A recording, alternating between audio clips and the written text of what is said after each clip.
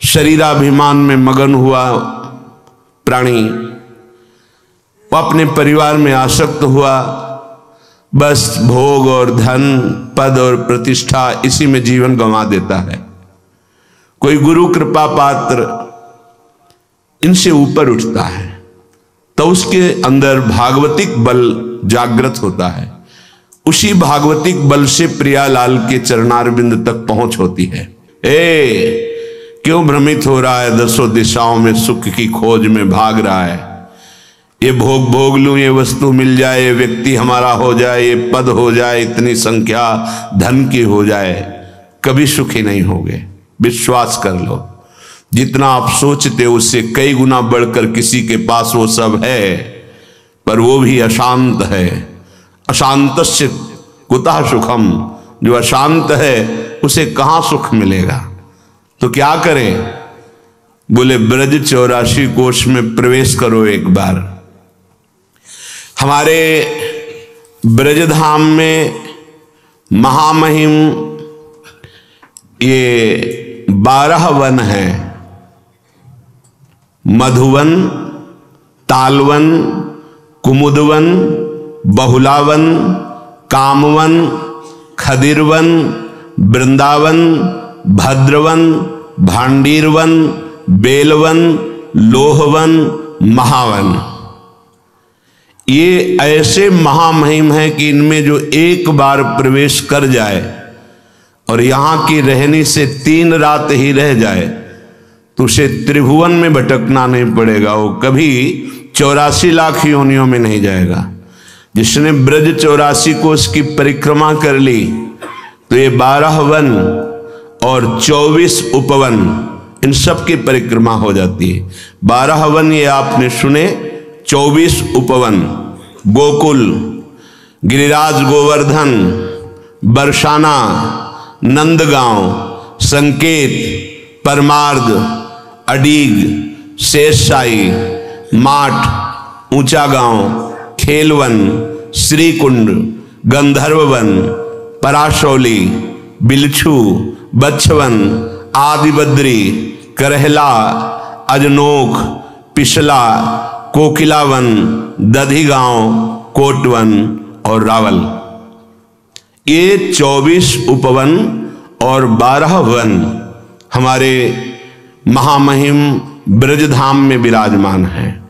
सबका मुकुटमणि, ये समस्त तीर्थों का मुकुट है ब्रज 84 कोश, और इसका मणि है श्री वृंदावन धाम।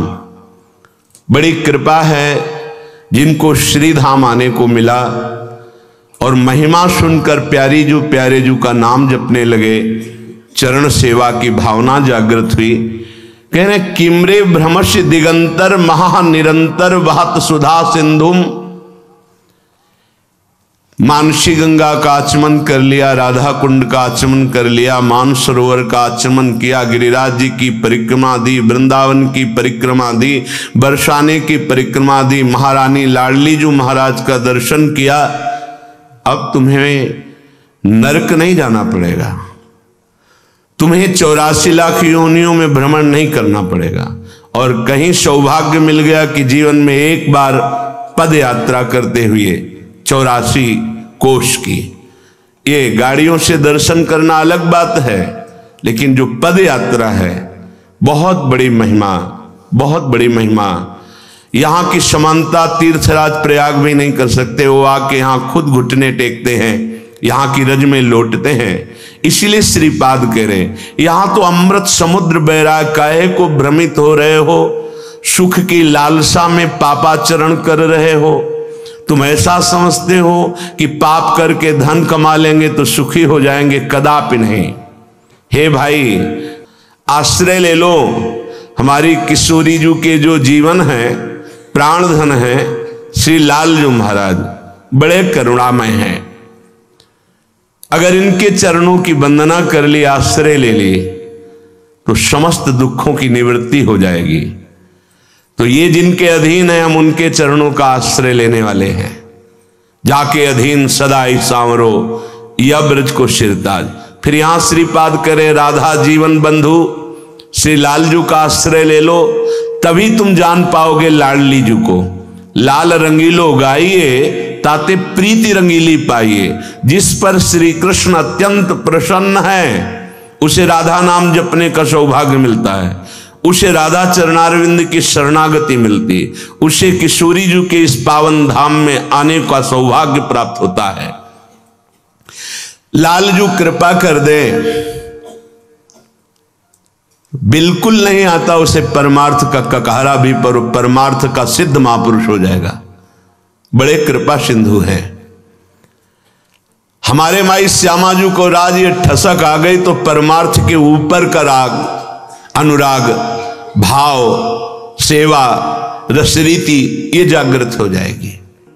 जिन चरणों की शरणागति भगवान शंकर शनकादि सुकादि लेते हैं, यदि उन हरि के चरणों का आश्रय मिल जाए जो राधा जीवन बंधु हैं, तो कह रहे हैं जो बिल्कुल चल नहीं सकता है उस सुमेरु पर्वत को लांघ सकता है, ऐसी कृपा में ताकत है। जो समान भूमि में सीधे नहीं चल सकता है, पैर ठीक नहीं है, उस सुमेरु पर्वत को जो 4 लाख योजन का है उसको लांघ सकता है। हरि की कृपा में बड़ी सामर्थ्य है। अंधे को सब कुछ दर्शाई, हम सब अंधे हैं। मत्ता परतरम नान्यत किंचिदस्ति धनंजय, मेरे सिवा कुछ नहीं भला दिखाई दे रहा है, सब श्री कृष्ण है। नहीं तो अंधे हैं, हमें क्या दिखाई दे रहा है? नानात्व, जड़ चैतन्य, अच्छा बुरा, उत्तम अधम, ये हमारी दृष्टि नहीं है, ये दृष्टि बिगड़ गई है। जिन जिन के नेत्र खुले उनको दिखाई दिया श्री राम में सब जग जानी, उनको दिखाई दिया प्रभु के सिवा कोई नहीं, निज प्रभु में देखें जगत। तो अंधेरे को सब कुछ दर्शाए, सब कुछ, सर्वम खलमिदम ब्रह्म, ये देखने तब नेत्र खुले, नहीं तो अंधा है वो। अज्ञान अंधकार में भटकता मैं मोर तय तोर में, इसी में पूरा जीवन नष्ट कर देता है। ये नहीं समझता कि मेरी पत्नी में भगवान, मेरे पुत्र में भगवान, मेरे माता पिता में भगवान, चराचर में भगवान, बढ़िया अवसर मिला है सबकी सेवा करके जीवन मुक्त होने का। उसे अहम रहता है, ये मेरा घर, ये मेरी पत्नी, ये मेरा पुत्र, मैं इनका स्वामी, मैं जैसा चाहूं वैसा बर्ताव करूं। प्यारे, भूल कर रहे हो।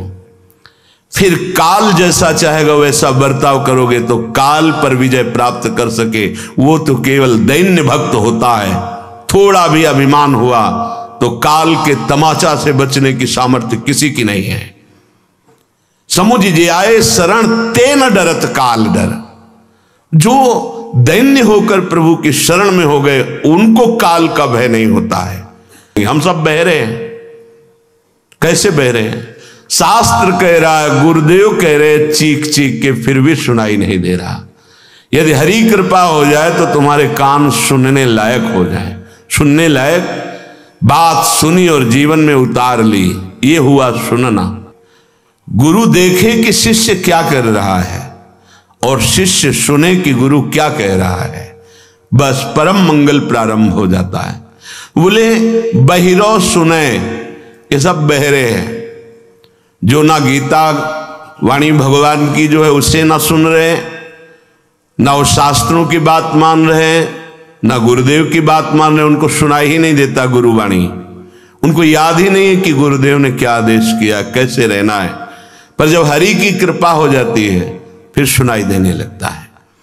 गूंग पुनि बोले, हम सब गूंगे हैं। जो भगवत वाणी रहित वाणी है उसका कोई महत्व नहीं है। आप खूब बोल रहे हैं लेकिन वो सत चर्चा नहीं है, भगवत चर्चा नहीं है, वो व्यर्थ की है। जे नहीं करें राम गुण गाना, जी है सो दादुर जी है समाना। जैसे मेढक के बोलने का कोई अर्थ नहीं, ऐसे ही प्रपंच की वार्ता बोलने वाले की जबान का कोई अर्थ नहीं। अर्थ है तो भगवान नाम कीर्तन, भगवान महिमा गुण गायन, भक्त चर्चा, भगवान की चर्चा, तो तुम्हारी जबान सार्थक है। हरि कृपा हो जाए तो हमारी जबान सार्थक हो जाए। बिना पढ़े लिखे सब वेदों का सार तुम्हारी वाणी में आ जाएगा यदि नाम जब चल रहा है और श्री भगवान के चरणों का आश्रय है। रंक चले सिर छत्र धराई, कृपा हो जाए तो गलियों में भटकने वाला भिखारी त्रिभुवन पति भगवान श्री हरि की कृपा से वो सर्व पूज्य हो जाए, वो महान प्रतिष्ठाशाली हो जाए, वो चक्रवर्ती सम्राट बन जाए या देवराज इंद्र पद मिल जाए, कुछ भी दुर्लभ नहीं है। जैसी द्वारिकापुरी वैसी ही सुदामा जी की सुदामापुरी की रचना भगवान ने की। ऐसे भगवान के चरण कमल का जिसने आश्रय ले लिया, करुणामय हमारे प्रभु सब क्षमा कर देते हैं। अब तक जो हुआ अब सुधार कर लो, हर कदम तुम्हें सुधरने का चांस है। पर बार बार प्रमाद स्थिति में यदि अपराध करोगे तो बुद्धि संभलने लायक ही नहीं रह जाएगी। इस बात को आप समझिए।